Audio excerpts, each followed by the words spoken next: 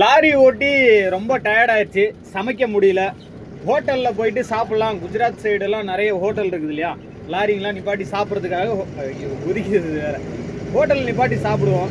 அந்த ஹோட்டலில் இது மாதிரி ஃபோர்ஜரி நடக்குதுன்னும் போது கொஞ்சம் பார்க்கும்போதே கொஞ்சம் பயமாக இருக்குது.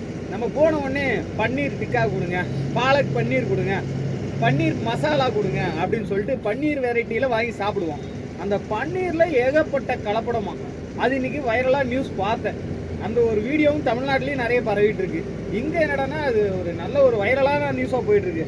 நிறைய இடங்கள்ல சாம்பிள் எடுத்தாங்களாம். கம்ப்ளீட்டாமே அது வந்து விலங்குகளுக்கே கொடுக்க முடியாதான். விலங்குகளுக்கு கொடுத்தாலுமே அது விலங்குகளுக்கும் பாய்சன் ஆகுமா. அப்படியாப்பட்ட இதை நம்ம மனுஷங்க அதிகமாக சாப்பிட்டுக்கிட்டு இருக்கோம். என்ன பாய் சொல்றது? இனிமேல் ஹோட்டலுக்கு போனால் பன்னீர்னு கேட்போம். என்னத்த சொல்றது?